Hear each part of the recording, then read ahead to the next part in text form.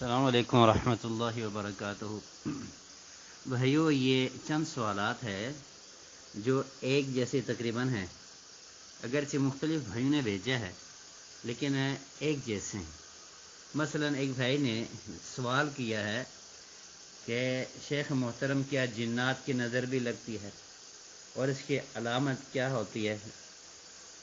انسان کی نظر تو لگتی ہے اور سمجھ میں آتی ہے، لیکن کیا جنات کی نظر لگتی ہے؟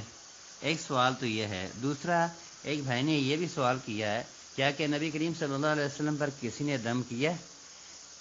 ایک سوال یہ بھی ہے کہ نبی صلی اللہ علیہ وسلم پر جادو ہوا تھا، علاج کروایا یا خود علاج کرتے رہے؟ علاج کیا تو کس چیز کے ساتھ علاج کرتے رہے؟ یہ بھی ایک سوال ہے۔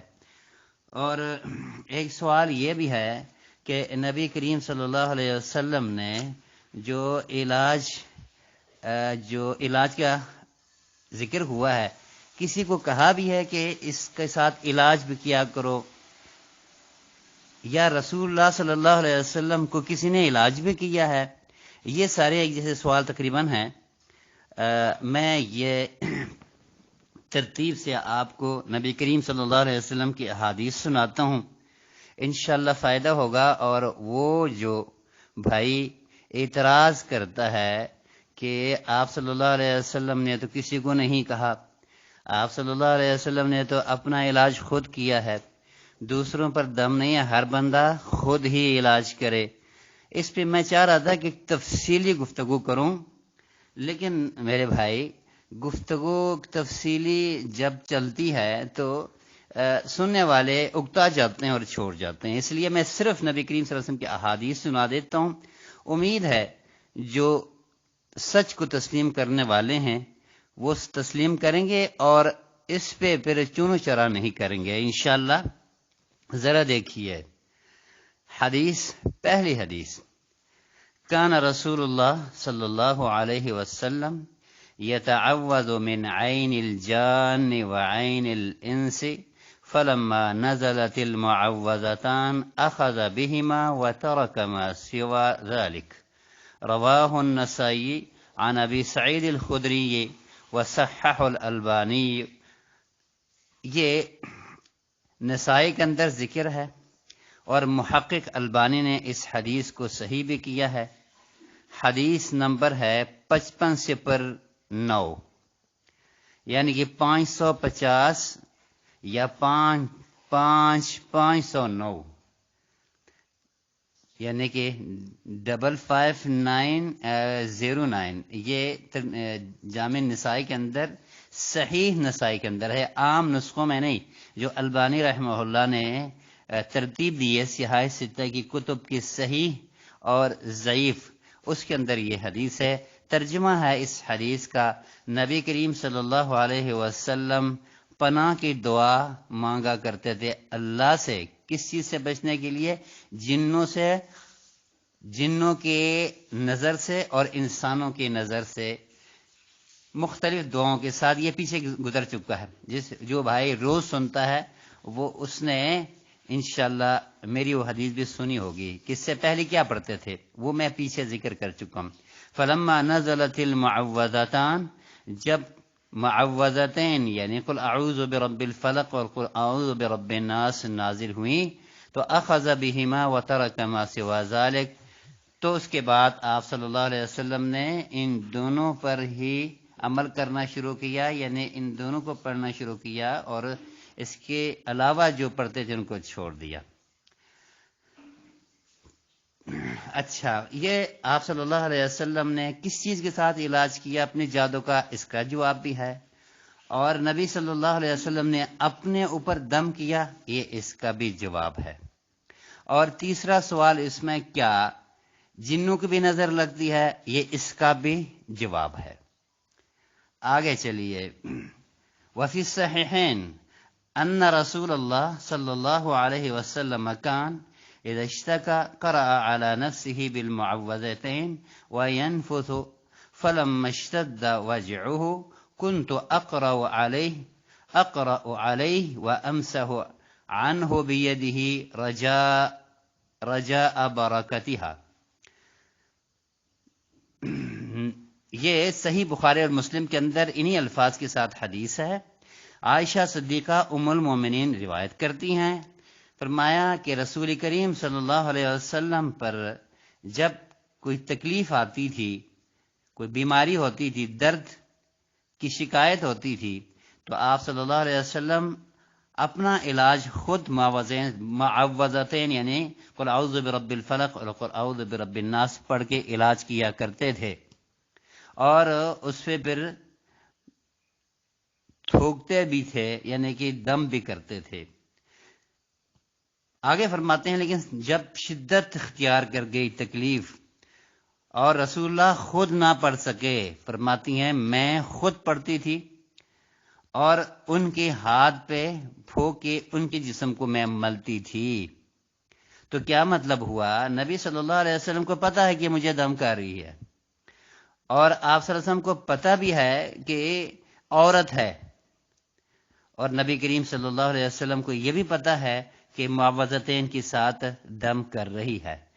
یہ رسول اللہ خود بھی دم کر رہی ہے، یہ بھی ثابت ہوا یہاں سے، رسول اللہ خود بھی دم کرتے رہے ہیں، یہ بھی ثابت ہوا، اور یہ بھی ثابت ہوا کہ رسول اللہ صلی اللہ علیہ وسلم پر دوسروں نے بھی دم کیا۔ اور دم بھی عورت کر سکتی ہے، مرد بھی کر سکتا ہے اور عورت بھی کر سکتی ہے۔ یہ عائشہ صدیقہ ام المومنین عورت ہے نا، ام المومنین ہے نا۔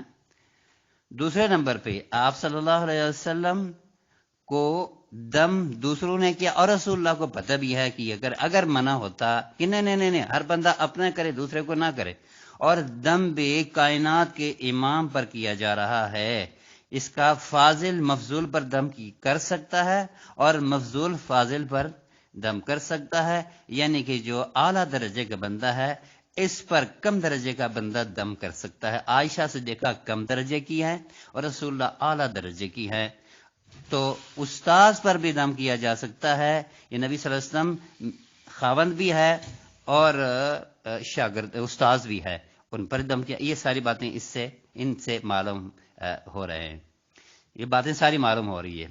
اچھا، اگلی حدیث، قال رسول اللہ صلی اللہ علیہ وسلم اتانی جبریل فقال یا محمد اشتکیت قلت نعم قال بسم اللہ ارقیک من کل شیء یؤذیک من شر کل نفس وعین حاسد بسم اللہ ارقیک۔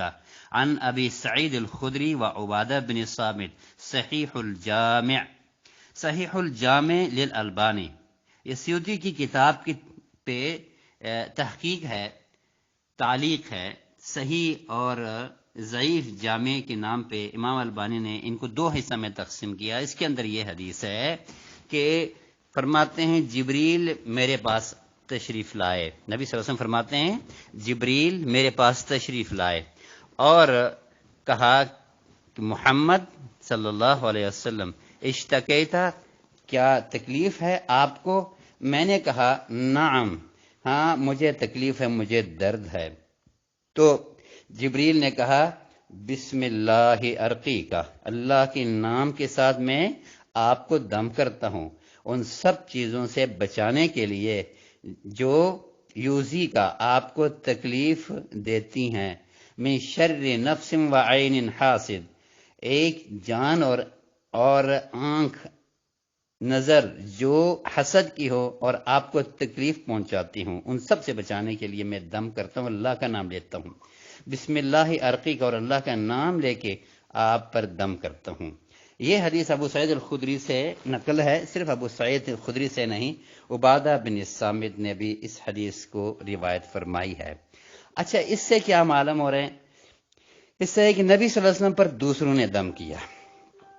کوئی اگر کہے جبریل کو دوسرا تو نہیں ہے، بھائی جبریل سے بڑا نبی صلی اللہ علیہ وسلم پر تو کوئی ہو نہیں سکتا تھا، لہٰذا بڑا یہ استاذ تھے آپ صلی اللہ علیہ وسلم کے نمائندہ اور اللہ کے درمیانے، کہ اللہ کا نمائندہ تھا تو نبی صلی اللہ علیہ وسلم تک یہ پہنچانے والے پیغامبر تھے، انہوں نے دم کیا۔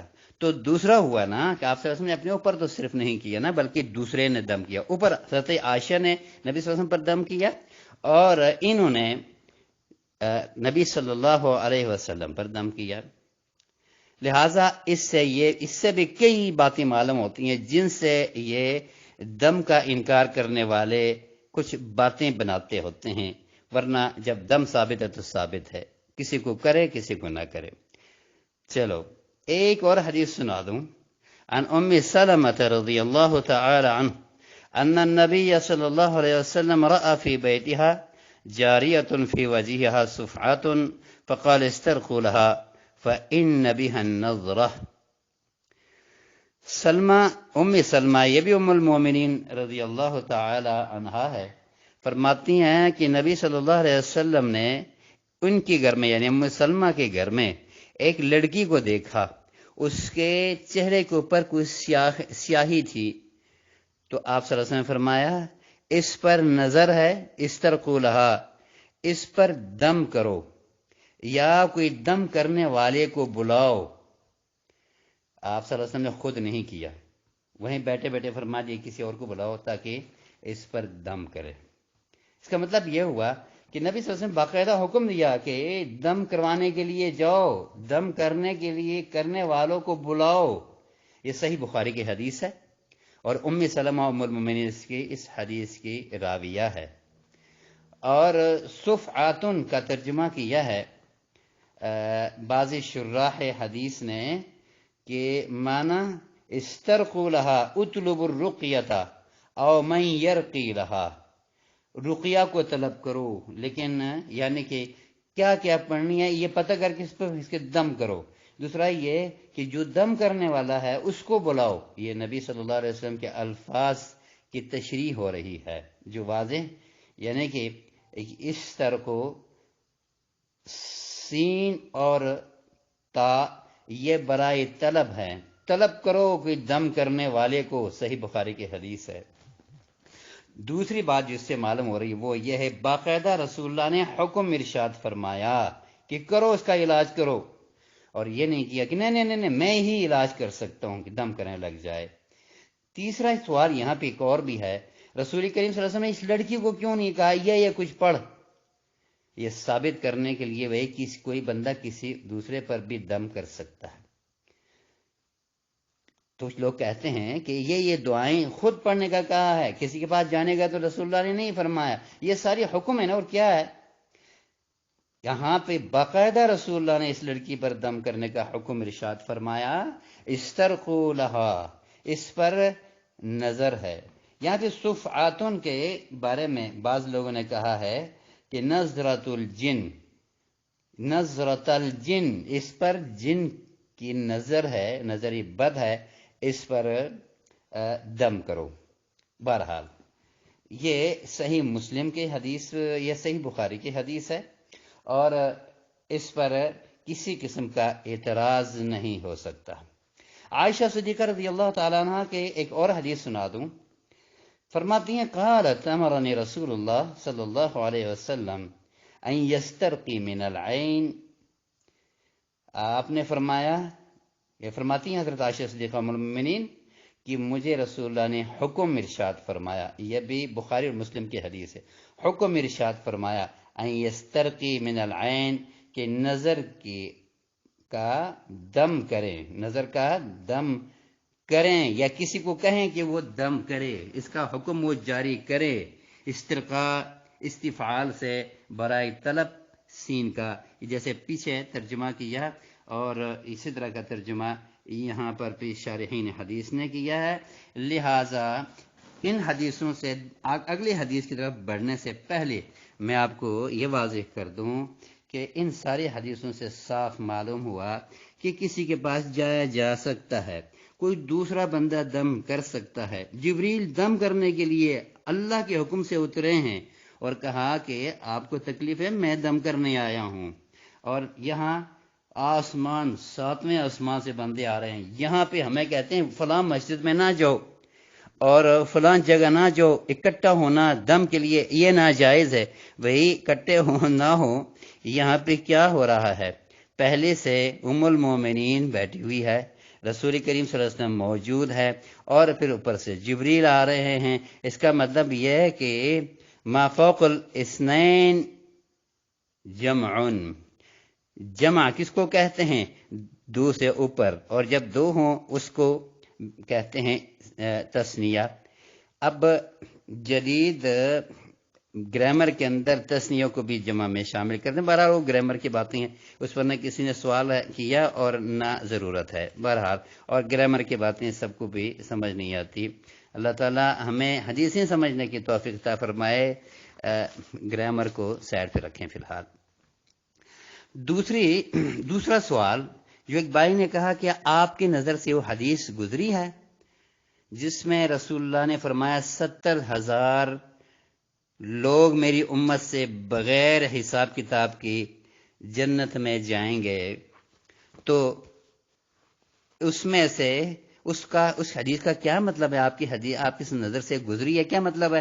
آپ کو یہ پتہ نہیں ہوگا، آپ دم کرتے ہوں گے، یا حسن ظن رکھنا چاہیے. اس بھائی کو ضرورت ہوگی کہ اس حدیث کا مطلب کیا ہے وہ سمجھنا چاہ رہا ہے. بہرحال اللہ تعالیٰ سب کو ہمیں دین کی سمجھ عطا فرمائے. اس میں یہ ہے، اس میں انہم استوفوا ما اوجب اللہ وترکوا ما حرم اللہ. اس کا ترجمہ کرتے ہیں ابن باز رحمہ اللہ. جس حدیث کی طرف اس بھائی نے اشارہ کیا، لا یرقون ولا یسترقون، نہ وہ دم کریں اور نہ وہ کسی کو دم کا کہیں. اس طرح کے بندے ہوں گے جو حساب کے بغیر جائیں گے. یہ صحیح مسلم کی حدیث ہے. یہ نہیں کہا جا سکتا کہ یہ ضعیف حدیث ہے، لیکن اس کا ترجمہ ذرا سنیے. ان کا ترجمہ کرتے ہوئے فرماتے ہیں انہم استوفوا ما اوجب اللہ وترکوا ما حرم اللہ حتی ترکوا الاسترقاء الذی هو مباح. فرماتے ہیں اللہ پر اتنا بھروسہ، توکل کامل، کہ انہوں نے واجب چیزوں کو مکمل اپنایا جو اللہ کی طرف سے واجب ہے، اور مکمل طور پر حرام چیزوں کو چھوڑ دیا، حتیٰ کہ وہ جائز چیزیں جو مباح ہے، اچھا ہے، ہونا چاہیے، ان کو بھی صرف اس لیے چھوڑا کہ میرا خالق ہی کرے گا. یہ مراد ہے حدیث کا. یہ نہیں کہ حدیث میں کیا دم کرنے والے جنت نہیں جائیں گے، اس کا مطلب نہیں ہے. کہ ایک پیروی کرنے والا ایک بچہ ہے، خدمتگار ہے، وہ کھانا بھی نہیں کھاتا، بس خدمت میں لگا جب تک خود نہ کھلائے. دوسرا خدمتگار ہے کہ کھانا بھی ساتھ ساتھ کھا رہا ہے اور ساتھ خدمت بھی کر رہا ہے. یعنی کہ کامل قسم کا اللہ کا خادم، اللہ کا بندہ، وہ جو بالکل ڈاکٹری علاج دم سارے چھوڑ دے. اس کا ترجمہ امام ابن باز رحمہ اللہ یہ کرتے ہیں کہ حتی ترک الاسترقاء الذی هو مباح. پہلی ہے کہ استوفوا ما اوجب اللہ وترکوا ما حرم اللہ، کہ جو واجب ہے وہ مکمل کیا اور حرام کو بھی مکمل چھوڑا، حتیٰ کہ حلال چیز کو بھی احتیاطاً چھوڑ دیا کہ نہیں میرا رب ہی کرے گا. یہ ایک کامل توکل ہے. اس سے دم ناجائز نہیں ہے، ورنہ پھر آپ، وہ بھی تو مسلم کی حدیث ہے، نبی صلی اللہ علیہ وسلم فرمائے استرقو، اس کو کوئی دم کرنے والے لے کے آؤ. اسی لیے امام ابن باز رحمہ اللہ یہاں ایک اور بات بھی کرتے ہیں. فرماتے ہیں قال بعض الحفاظ لا یرقون وہم والصواب لا یسترقون وان کان رواہا مسلم. وہ روایت جس کو اگرچہ مسلم کی حدیث ہے لیکن یہ لفظ لا یرقون صحیح نہیں ہے. یعنی کہ نبی صلی اللہ علیہ وسلم نے خود دم کیا، جیسے میں نے آپ کو پیچھے بتایا. لہذا استرقاء کسی سے دم کروانا یہ اگرچہ جائز ہے، لیکن اس سے بچنے والے کا حساب نہیں ہو، جیسے پیچھے بات ہو چکی. اسی طرح لا یرقون کا جو لفظ ہے کہتے ہیں یہ لفظ وہم ہے کسی کی، یعنی کسی نے غلطی سے کہا ہے. بہرحال مسلم کی حدیث ہے، میں نے آپ کو پہلے بتایا وہ حدیث کیا مطلب ہے. اگر کسی بھائی کو میری یہ باتیں سمجھ نہیں آئی، دوبارہ مجھ سے رابطہ کر سکتے ہیں. انشاءاللہ ہمارا ایک گروپ چلتا رہے گا اللہ کے فضل سے، تو ہم آپ کو بتاتے رہیں گے. بہرحال جو سوالات لوگ کرتے ہیں تو ان سوالوں کا جواب انشاءاللہ امید ہے اللہ کے فضل سے ہو گیا ہوگا. اور ایک اور حدیث بھی آپ کو سنا دوں کہ عائشہ صدیقہ فرماتی ہیں دخل علیہا امرأۃ تعالجہا اور ترقیہا فقال عالجیہا بکتاب اللہ. باقاعدہ ایک عورت گھر آئی جو دم کرتی تھی۔ ایک روایت میں حفصہ کے پاس عورت بیٹھی ہوئی ام المومنین کے پاس دم کر رہی تھی، اوپر سے رسول کریم صلی اللہ علیہ وسلم تشریف لائے اور اس کو کہا ہاں ہاں عالجیہا او ترقیہا بکتاب اللہ، اور عالجیہا بکتاب اللہ کہا نبی صلی اللہ علیہ وسلم نے اس عورت کو کہ ترقیہا کہا یا عالجیہا کہا کہ اس پر رقیہ کر، اس کا علاج کر اللہ کی کتاب کے ساتھ، اللہ کی کتاب کے ساتھ اس کا علاج کرنے، کسی اور کے ساتھ نہ کرنا۔ اور ہم اس پر پابندی کرتے ہیں انشاءاللہ اللہ کے فضل سے۔ اللہ جانتا ہے ہمارے باطن کو بھی کہ کتاب اللہ اور سنت رسول اللہ سے ثابت جو دعائیں ہیں اس کو چھوڑ کے کسی اور طرف جانے سے ہم انتہائی طور پر احتیاط کرتے ہیں کہ ثابت دعاؤں کے ساتھ علاج ہونا چاہیے۔ بہرحال یہاں پہ باقاعدہ نبی صلی اللہ علیہ وسلم نے حکم ارشاد فرمایا کہ عالجیہا بکتاب اللہ۔ ایک اور حدیث جو موطا امام مالک کے اندر ہے وہ بھی صحیح ہے، اس میں یہ ابو بکر صدیق جب عائشہ صدیقہ کے گھر گئے، وہاں پہ ایک بندہ، ایک عورت تھی یہودیہ، وہ دم کر رہی تھی، کہا کہ عالجیہا بکتاب اللہ، دم کرو بے شک لکھیں اللہ کی کتاب کے ساتھ۔ جو تعوذ کی دعائیں ان کی کتاب میں ہیں، یہ ہماری کتاب میں ہیں، شرک اور کفر سے ہٹ کے اس کے ساتھ علاج کرنا۔ یہ ابو بکر صدیق کی امت کے اندر سب سے افضل نبی صلی اللہ علیہ وسلم، اور دوسرے نمبر پہ ابو بکر صدیق، ان سب سے یہ رقیہ ثابت ہو رہا ہے۔ میرے بھائی، میں ان علماء سے گزارش کروں گا جو عالم ہو کر بھی انکار کرتے ہیں، نہیں نہیں نہیں ایسی تو کوئی بات نہیں، نہیں نہیں ایسی تو کوئی بات نہیں۔ ایک اور حدیث سنا دوں ان بھائیوں کے لیے کہ شفا بنت عبداللہ کون تھی؟ یہ صحابیہ تھی، یہ مکہ والی تھی، ہجرت کر کے مدینہ گئی تھی۔ اس کے بارے میں فرماتے ہیں دخل علی النبی صلی اللہ علیہ وسلم وانا عند حفصہ فقال لي لا الا تعلمين هذه يعني حفصة رقية النملة لما علمتيها الكتابة۔ فرماتے ہیں نبی صلی اللہ علیہ وسلم نے فرمایا اس عورت کو کہ جس طرح آپ خط و کتابت حفصہ کو سکھانے کے لیے آتی ہو تو اسی طرح ان کو دم کا بھی طریقہ سکھاؤ، اور وہ یہ کہ سائڈوں پہ ایک دانہ سا نکلتا تھا، اس کا علاج یہ کرتی تھی، جاہلیت کی دور میں بھی کرتی تھی، اور اسی نے نبی صلی اللہ علیہ وسلم سے کہا تھا کہ میں وہ علاج چھوڑ چکی ہوں۔ آپ نے فرمایا نہیں عارضوا علی رقاکم ما لم یکن شرک، کہ اگر شرک نہیں ہو ایک دفعہ مجھے سنا دیں میں دیکھ لوں، شرک نہیں ہے تو آپ علاج کریں اس کے ساتھ، توحید کے ساتھ، اللہ کی کتاب کے ساتھ علاج کر۔ یہاں پہ باقاعدہ ام المومنین یا نبی صلی اللہ علیہ وسلم ان اپنی بیوی کے بارے میں کہہ رہے ہیں اور شفا بنت عبداللہ سے کہہ رہے ہیں کہ آپ کو جو خاندانی دم آتا ہے نا وہ میری بیگم حفصہ ام المومنین کو بھی سکھاؤ۔ یہ تو باقاعدہ تعلیم کا سلسلہ بھی شروع کرایا جا سکتا ہے، باقاعدہ جیسے ہم یہ لیکچر دے رہے ہیں باقاعدہ مدرسہ بھی بنایا جا سکتا ہے، مدرسہ کے اندر ایک کلاس کا اجرا بھی کیا جا سکتا ہے۔ میرے بھائی یہ حدیثیں کیا ہیں جن کا انکار کرتے ہیں کچھ لوگ؟ بہرحال یہ اللہ کے فضل و کرم سے سارے احادیث ہیں جو آپ صلی اللہ علیہ وسلم نے ارشاد فرمایا، ان احادیث سے انکار نہیں کیا جا سکتا۔ فقال ارقیہا بہا وعلمیہا حفصہ، حفصہ کو سکھاؤ اور حفصہ کو اس کے ساتھ دم کرو، یہ نبی صلی اللہ علیہ وسلم کے الفاظ ہے۔ وفیہا فکانت تقول، اور اس میں یہ الفاظ بھی ہے بسم اللہ اللہم اکشف البأس رب الناس، فکانت ترقی بہا علی عود کرکم یعنی زعفران، رواہ الحاکم وفی المستدرک۔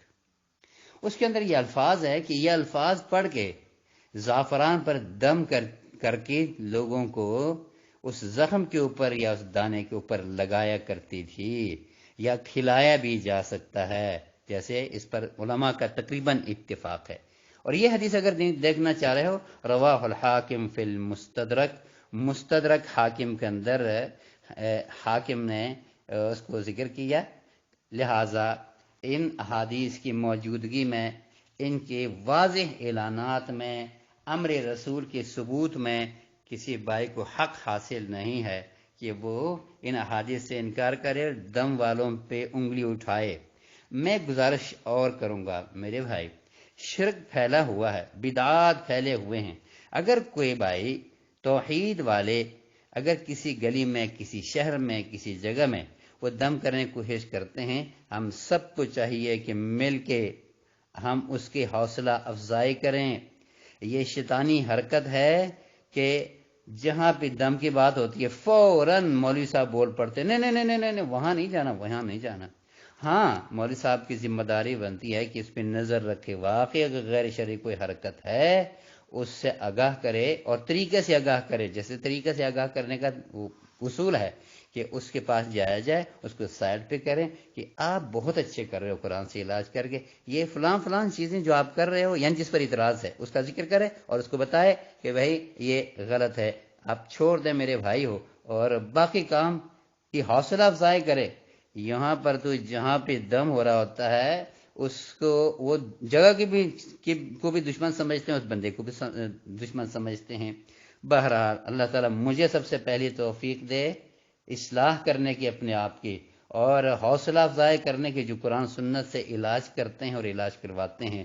اور مجھے اللہ تعالیٰ توفیق دے کہ اگر غلطی ہے میں خود چھوڑ دوں، اور دوسروں کو اگر غلطی سے بچانے کی تلقین کرنی ہے تو وہ میں اصول سے، طریقے سے کروں، ایسے انداز نہ اپناؤں جس سے وہ نفرت کر کے مزید آگے بڑھے۔ اس گناہ میں پھر میں بھی شامل ہوں گا، جس نے ایسا کیا اس گناہ میں وہ بھی شامل ہوگا۔ میں اس دن اسی سوال کے اندر ہی، ہمارے سوال جواب کے اندر ایک بھائی کا کسی نے بھیجا تھا، اس میں یہ سوال تھا کہ اس سوال کا میں سن رہا تھا، اس میں یہ تھا کہ بھائی میں نے کتنی بار ان کو سمجھایا، ان کو سمجھ ہی نہیں آتی، جیسے کہ پوری دنیا کے اندر سمجھدار صرف یہی ایک بندہ ہو۔ میرے بھائی یہ دعوت کا اصول نہیں ہے، اور یہ کسی غیر ملک میں بیٹھ کے اگر آپ دعوت کے کام کرتے ہو، اللہ تعالیٰ آپ کو توفیق دے مزید دعوت کے کام کرنے کی، آپ کی دعوتی کاموں کو اللہ قبول کرے، لیکن یہ اصول نہیں ہے جو آپ اپناتے ہو، اس کو میں صحیح نہیں سمجھ رہا، اس طرح نہیں، سمجھانے کا طریقہ یہ نہیں ہے۔ آپ کہہ سکتے ہو بھائی سمجھانے کا طریقہ یہ نہیں ہے، لیکن یہ مولوی ہے، مولوی صاحب کو اس طرح جب سمجھتا نہیں ہے خود، تو بھائی مولوی بھی محتاج ہے، بڑے بڑے مولوی محتاج ہیں، کہ مولوی ان سارے حدیث کے ہونے کے باوجود کیا کہ اعتراض کرتے ہیں، لیکن اس کو بھی ہم اپنے بھائی سمجھتے ہیں کہ اس کو بھی طریقے سے بات کہی جائے، ورنہ انسان ہے وہ غصہ میں آتا ہے تو مزید گناہ کرنے لگ جاتا ہے۔ سب محتاج ہے، اور وہ بیمار ہے جو گناہ ہونے کے باوجود کرتا جا رہا ہے۔ اس بیمار کے ساتھ نرمی کرنا، اخلاق کے ساتھ پیش آنا لازمی ہے، لہٰذا اسی انداز سے اس کو سمجھایا جائے، اس انداز سے نہ سمجھایا جیسے ہم کرتے ہیں اور اس کو مزید متنفر کرتے ہیں۔ اللہ تعالی ہم سب کو قرآن سنت کے مطابق چلنے کی توفیق عطا فرمائے، اور قرآن و سنت کی خیر خواہی اصول کو اپنانے کی توفیق عطا فرمائے۔ وصلی اللہ علی نبینا محمد وعلی آلہ وصحبہ اجمعین۔ السلام علیکم ورحمۃ اللہ۔